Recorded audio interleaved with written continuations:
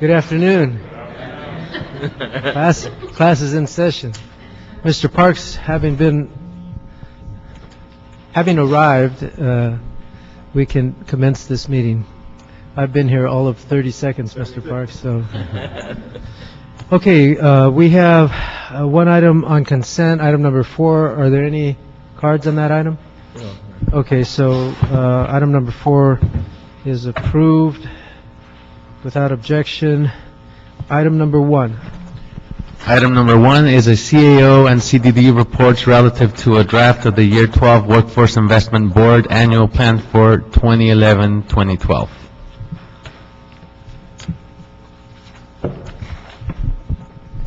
Good afternoon. Manny Chavez with the Community Development Department. We are pleased to present to you this afternoon the Year 12 Workforce Investment Board Annual Plan that has been approved by the Workforce Investment Board itself. The annual plan allocates all of the Workforce Investment Act dollars as well as other workforce-related dollars to various service providers and for various activities and strategies that are all detailed in the annual plan itself. The budget that's contained in the plan does reflect almost a $31 million reduction in funding from this current program year. That is attributable primarily to the loss of our ARA revenue, which we have had in hand for approximately 2 years and which will be fully expended by June 30th. So again, that's the primary reason for the reduction in funding. 25 million of that 31 million was for summer jobs last year that it was awarded to us by the County of Los Angeles. The annual plan fully funds our current service providers, our 18 WorkSource centers, and our 14 OneSource or youth program providers. It also sets aside $4 million for the provision of sector initiative training, which has been a priority of the Workforce Investment Board with our revenue, and that we're proposing to continue during this next program year. To further assist us with balancing our budget coming in or going into next year, because we fully expended our ARA revenue, we did have significant savings with our formula dollars, our standard entitlement funds, of approximately $13 million. So that $13 million in carryover revenue has enabled us to balance our budget going forward into next year. In terms of the services to be provided, the demands on our service delivery system continue to grow. This year, we're projecting to see about 170,000 individuals walk through the doors of our WorkSource centers. That's an increase going back a couple of years from about 140,000. So the economy obviously has impacted the number of folks that are seeking the services of our providers. On a positive note, the system has successfully served city residents to the extent that we've been acknowledged by the state for having met all of our federal performance measures, and we've actually been awarded incentive funds for that purpose. Significant undertakings that we're facing going into the new program year are, and at the direction or under the direction of the Workforce Investment Board, are the re-procurement of our delivery systems, that being WorkSource and OneSource. It's been approximately 5 years since we procured the OneSource delivery system. WorkSource center providers were actually grandfathered in from the previous workforce legislation into WIA, so they have never been re-procured since the inception of WIA. So over a period of approximately 11 years, we have not re-procured providers. So again, those are significant undertakings in the new program here. The WIB has also challenged us with coming up with or calculating a return on investment for the dollars that we're expending.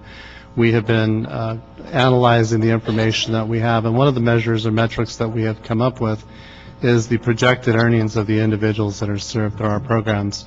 So at this point in the program year, we have projected earnings of the individuals that have been placed of approximately $65 million.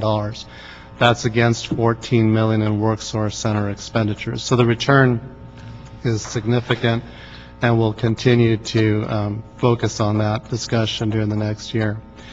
Some other challenges that we'll be facing: the potential reauthorization of the Workforce Investment Act that expired approximately 6 years ago. There's been discussion about reauthorizing the act, but it's never transpired. But there now appears to be some momentum behind that. And of course, with the reductions in funding from the federal level, we could be facing additional funds to workforce programs for the next program year. So it's going to be a considerable challenge for us moving forward. In developing the plan, as I mentioned, the Workforce Investment Board was actively involved. We did take the draft plan to the WIB over the past couple of months. They did provide us with a series of recommendations in terms of moving forward. I'll defer to Greg Irish to expand upon those items. Sure. Greg Irish with the Workforce Investment Board. The WIB actually recommended 21 changes to the annual plan. And what you'll see is what we want in the future is for every activity in the plan for there to be performance metrics. We also called for quarterly reports that are going to update us as to expenditures as well as performance. And as Manny said, the entire system will be bid out in time for activities beginning July 1st of 2012. Other than that, there are some specifics which Manny will elaborate in terms of what we expect for the summer jobs program, and to reference his comment to WIA legislation. There is a bill that has been introduced on the Senate side to reauthorize the Workforce Investment Act. We do not have a House bill yet. And as you know, until there is reauthorization, that these funds are always in jeopardy when it comes to discussions in Washington about federal budget cuts. That's the extent of what I have to offer as testimony. And we do have a couple of items that we did submit. One specifically was related to summer jobs. The CAO report identified the revenue that was available to us, but we did submit an attachment that identifies the proposed funding level of the service providers to implement the summer jobs program. It indicates that it's an up to $1 amount figure, that being because we haven't yet finalized all of the revenue that may be forthcoming. The County Board of Supervisors, for example, will be meeting on the 20th to discuss summer jobs revenue that may net us some dollars to support our activities. That's recommendation 2J in the package. Secondly, Wells Fargo, that's making a contribution to our summer jobs efforts, and the CAO report and in the annual plan itself, it identifies that revenue as being $150,000. That has since been increased to $250,000, so an additional $100,000 there. And that is 2S, item 2S in the report. And finally, there's reference to the WIB LEO, the Workforce Investment Board local elected official agreement that will be expiring during this program year, that establishes the oversight responsibilities by both parties. That agreement will be expiring in February. We would request the authority to commence with negotiations so that we can implement a new WIB LEO agreement in July of 2012.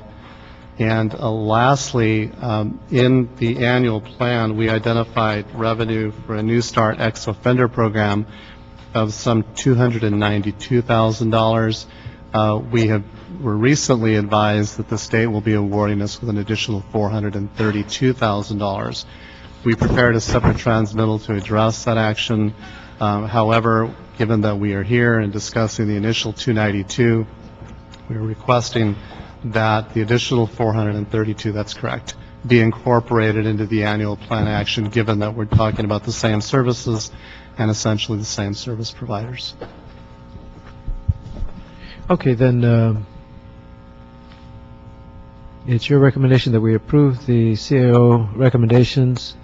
Have we stated, I understand there's some amendments. Did you state what those are? Yes, Julia O'Leary with CDD. For item 2S as in Sam, we have a recommendation to correct it from 150,000 from Wells Fargo to 250,000. And then for item 2J, to amend it to include the service providers for the summer youth employment programs, which the copies of that have been provided. Okay, then the action is to approve the CAO report with the amendments and to submit the committee transmittal to the city council for as an attachment to this recommendation. Is that not correct? Okay. And we also want to add instructions for the CLA and CDD with the assistance of the city attorney to renegotiate the WIBLEO agreement, which expires in February 2012. Okay, any questions? I just had a couple. Let me just ask some clear, on the bottom of the CAO's report, that impact on the general fund has been removed. I'm sorry. I'm reading this correctly, that the impact on the general fund has been removed on the very bottom of the recommended action. Said there was a $0.4 million general fund reimbursement for the city's personnel implemented in year 12.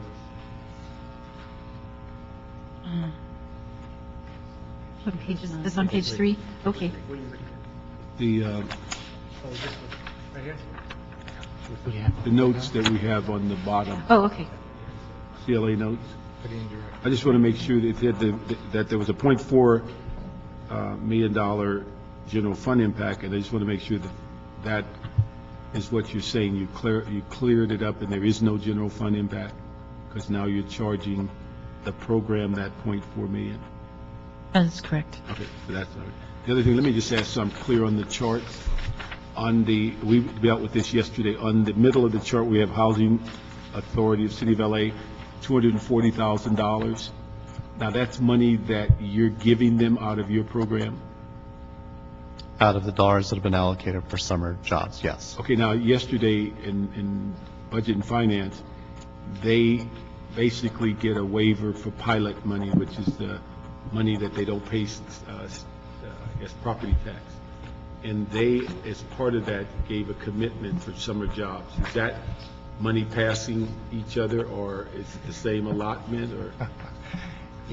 Actually, this is what's before you today. We're still in discussions with them as to how much money they're going to contribute to the summer jobs. Is this their money, or is this your money? This is our money. Yeah, because what I would think, I think they had enough money to do 600 jobs if it was 2,000 per job or something. Right. We're in discussions with them as to what they're going to bring to the table, and then we'll offset whatever comes from When that. we asked them specifically on their commitment, that they hire people that live within housing projects, yes. project. So if they're doing enough for 600 jobs, then you'd have this to move to somewhere else? We could quite possibly have that. We're just putting it as a placeholder here, but they're going to come in with how much they're going to contribute to the summer jobs program, and we'll offset that Okay, later. we approved it yesterday in budget, and it should be Yeah. in council, so. We did, yes, we did. Okay, so just make sure, I just didn't want to, Yeah. you're giving them 200. There'll be some and transfers and some switching, yeah. Okay, thank you.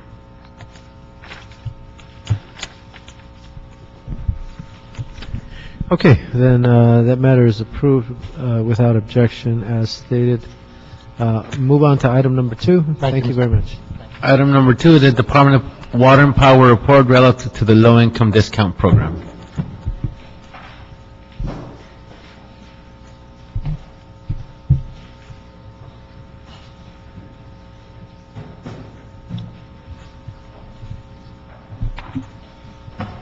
Good afternoon, council members. My name is John Chen with the Los Angeles Department of Water and Power.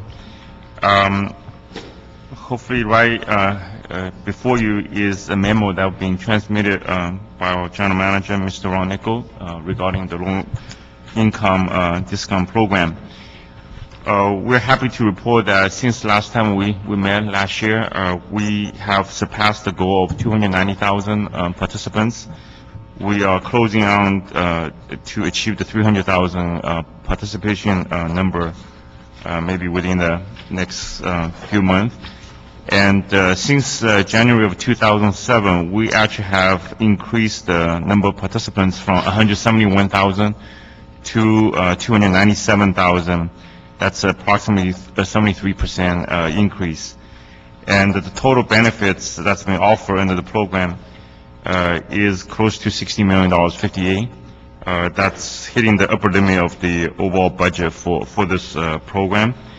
And we have also increased the average discount from 15% to 20% in 2008. So I'd be happy to answer any questions if you have any. Your budget is 60 million. How is that broken down? What is that spent on?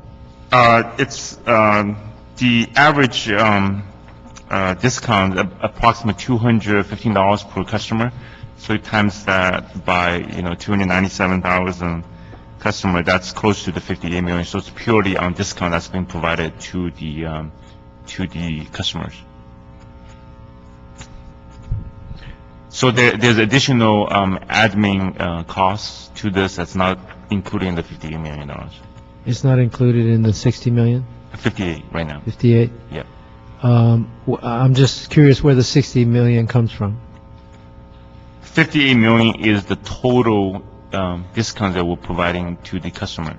But you said that 60 million was the, what did you say, the cap?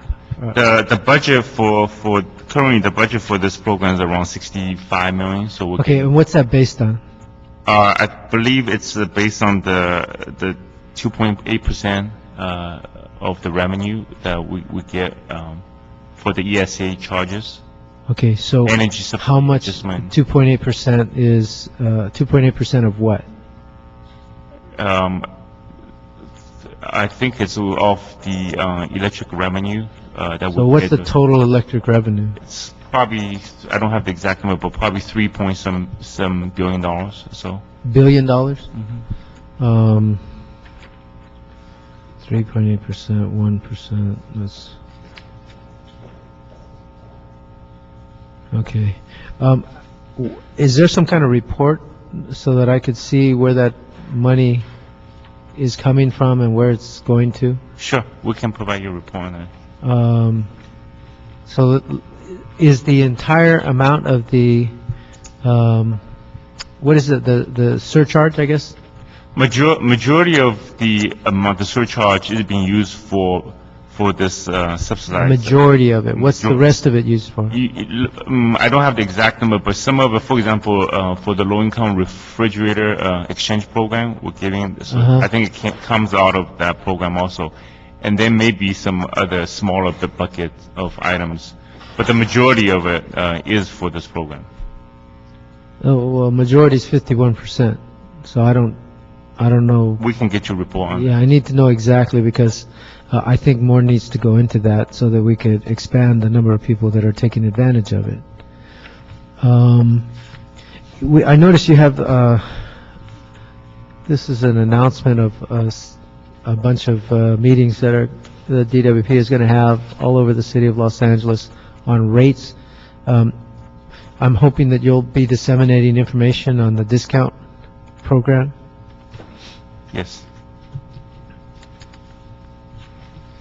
And, yeah, so let me be clear. What I'm asking for is a written report on the surcharge and how the surcharge is being allocated and how it's actually been spent. And again, we're getting closer to, you said you budgeted 60 million. What was the basis for budgeting 60 million as opposed to 65 or? It's, we don't have the exact number, but when we first started, it was, we were only giving out about in the 45 million to 50 range. So right now, we are hitting closer to the 60 million. If we achieve the 300,000 number of customers that's participating, just the subsidy we're giving away is close to $60 million. That's the statement. And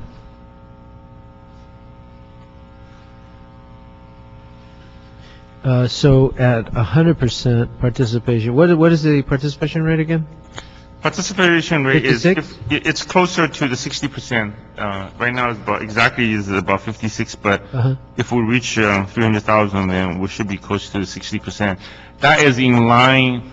I know the IOU has a higher number, but for example, our peers in the municipal entity like the SMUD, Sacramento Municipal Utility, Yeah. they have a certified program, not uncertified.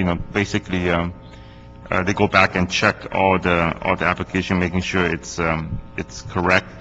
They are running in the 60 also, their program for the low income.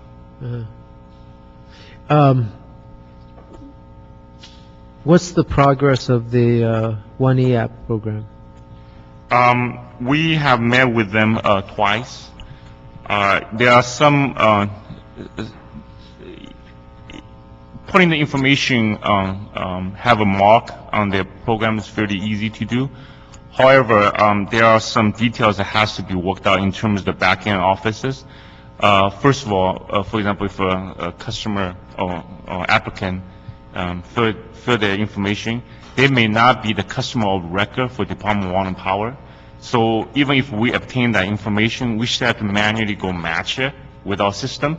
So we are thinking of we maybe have them include account number that is with Department of Water and Power. So we want to automate a lot of things. Otherwise, it's no different than getting a bunch of their paper application and we manually go through it.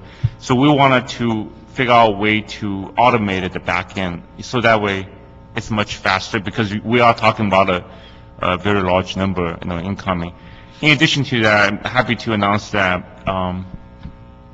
we are also working very closely internally to finish a project maybe later on this year, so that people can apply for the low-income program online, also can recertify through our website also.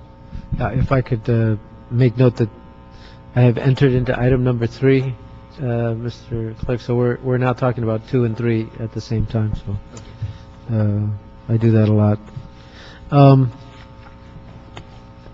So the new website will also help the application process. Yeah.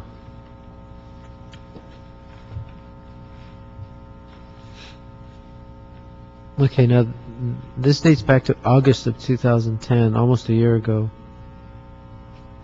When will we have a final program in place with regard to 1E? For the WIN-AMP, we have, like stated, we had a couple of meetings with them on that. We were focusing on the partnership with the housing authority, the light heat program, and also the gas company, because those are database we were able to get right away and be able to have a very focused, targeted customer base to go after. We are shifting our effort on the WIN-AMP, and hopefully we can continue this dialogue with them in the next maybe 60 days or so and figure out what's the best way to move forward. But it will take quite a bit of a programming resources to make that happen. Oops, sorry, that's me.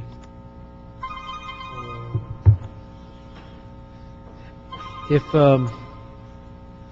let's see, let me make sure I've got everything on item number 2.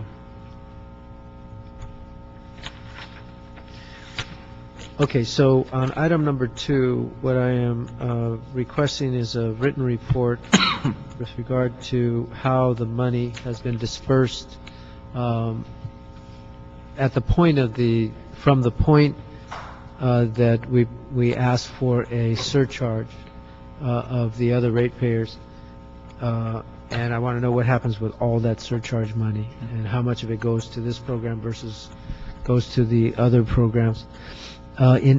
Included in that, I'd like to know how many refrigerators, light bulbs are being distributed, and I'd like to get a sense of how many over the past several years. Okay. I was told by a manager at Department of Water and Power that there has never been a request for a refrigerator where the participant was determined to be eligible that they didn't receive a refrigerator. Um, So I'm just wondering how much is allocated, how you, do we have extra refrigerators lying around someplace? I don't know. But anyway, I want to get a sense of how much money we're allocating to that program and if we're not allocating too much. Okay. Okay, so I think we're done with this item. Mr. Parks, item number 2. Let me just ask a couple of questions. Is that, in going through this, is there a rationale as to why the different subsidies for water and power are different? One's 15 to 20%, one's 30%. Is there a rationale for that? I think we increased the 15% to 20%. That's in part with the IOU, how much the IOU was offering, approximately 20%. So we made that adjustment in 2008. That was the reason for the 20%. For the 30%, those are lifeline customers, so they may need additional assistance. That's beyond just low income, but they may have medical reasons and other considerations. So their benefits is higher.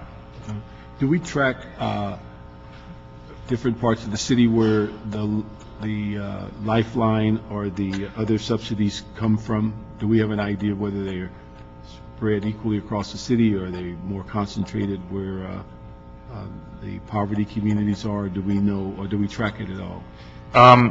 We do, and there are areas. Some areas is more than the other.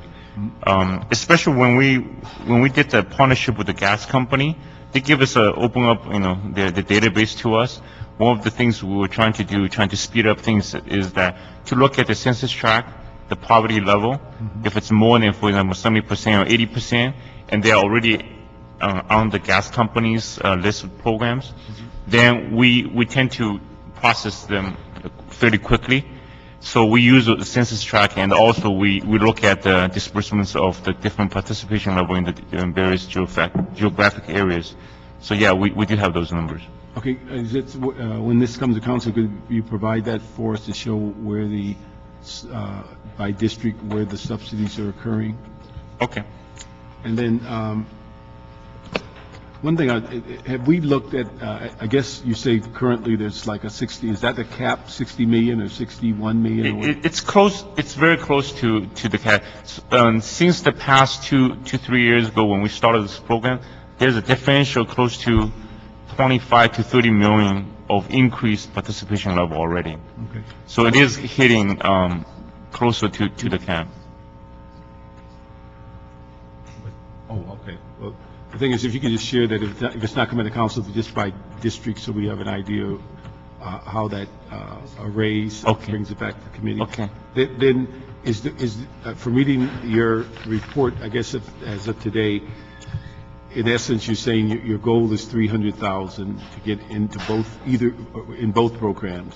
Yes. And roughly about 60-some million. Yes. Okay. Let me ask you, is there a tipping point to where, when you look at these subsidies, that they start driving rate increases? We're close to that point, maybe 325. I mean, don't call me for sure, but that's the ballpark range. I mean, I'm just putting a number on there. We're probably just 25 to 30,000 participants away from that point.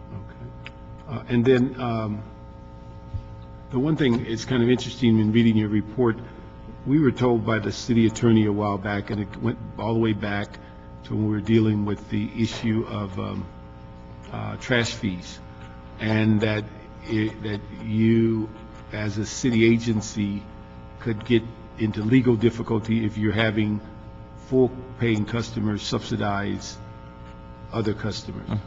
And I think the reason on sanitation that we actually put general fund money in to pay for it versus money that's generated by sanitation is to have some separation. And I'm just wondering if you looked at that to make sure that if you're using money generated by DWP to pay subsidies from full paying customers for those you subsidize, has the city attorney looked at that at all? I think if there's a state mandate for every utility to do that, give us the rights to do what we're doing right now for this program. You said that's a state mandate? Yes, and thanks to Councilman Alarcon, I believe. That was his bill, yeah.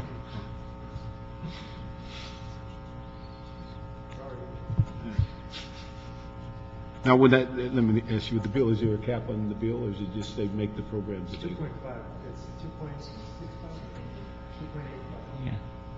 Okay, that's the, what you, figure you mentioned earlier. Okay. All right, thank you. Good. 2.85, okay. Thank you, that covers it.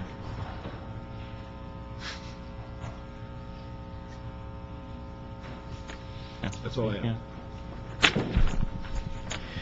Thank you very much. On the 1EF program, if we could ask you to provide a written report in 90 days relative to expanding the 1EF, well, developing the 1EF program for DWP and how the progress is going.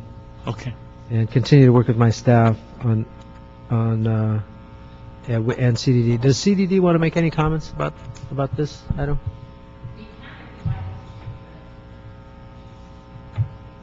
Other than we asked Social Solutions, who are the creators of WINIAP, to Mhm. run, just yesterday I asked them to run a quick data demographic report Mhm. on who we have in our LA City environment between LAUSD, the Family Source Centers, and other nonprofits that are using WINIAP, and they identified 17,000 people that could potentially be eligible for the DWP program in our LA City environment right now. Now, you know I'm a huge supporter of the idea, but it has become somewhat of a burden to some of our service providers in terms of the intake process. It takes Right. them a long time. Are we doing anything to try and improve on that? There's nothing that we can do because the more programs we build in, the longer the process to complete it will take. But we are working to address some of the technical issues that we've had with just internet speed and things like that that have slowed down the application process. So we're working on that end. But it really does take a user a couple of times to get comfortable with the system to get to the point where they're processing applications in 30 minutes. But it does take a while. There's 16 programs currently in 1EAP currently, and the more we add, the longer the process it'll take. Somebody needs to do the calculation as to if we're doing a half an hour for every client, and we've set goals for the service providers to see X amount of clients. At some point, it becomes counterproductive. So we need to somebody needs to be analyzing that. I mean, to the extent that we can shorten the process, great. If technology helps, fine. But at some point, we may want to delete some of the participants so that we can get essentially the same determination without having to check every program. So let's say, for example, we've got one of the, how many did you say, 16? 16. 16 of them. One of the 16 only has a 2% participation rate of the people we do the application process. But if we eliminate them, we might be able to expand the number of people we provide service to across the board in greater numbers. Somebody needs to be doing that kind of analysis because I mean, I don't want you, and I certainly don't want to be criticized for imposing a bureaucracy on the service providers. I 100% agree with you, and I think that now that we have a full year of implementation under our belt, we are going into the second phase, which is really looking at the 16 programs, the utilization rate of those programs, and looking at other outreach mechanisms that are in place to support those programs that don't necessarily need 1EAP. Great. I think we also want to look at the quality of those services that are provided in the sense which one has greater impact on people of poverty. You know, for example, I think a DWP discount has a tremendous impact on their ability to purchase food and other goods. So we really maybe want to prioritize this list of 16, and in order to keep the program, because I don't want people to rise up against it, saying that people aren't being served because they're filling out paperwork. And I'm sure DWP doesn't want to get into a bureaucratic malaise either. Right. So I agree. well, thank you very much. I appreciate this. So in 90 days, if you could come back, DWP, that is, come back with a report in writing, please, so that we can hold you to your word. Not that I don't trust you, but it's always good because in a term-limited world, I want the next council member to know what was going on here. Thank you very much, and I don't have any other, did I have any cards? No cards today? No cards. Wow, that's great. Well, no, it's not great. We want democratic participation here. But we've covered all items? Mr. Chair, just for clarification, items 2 and 3 are continued. Yes. Okay, with that then, our meeting is adjourned.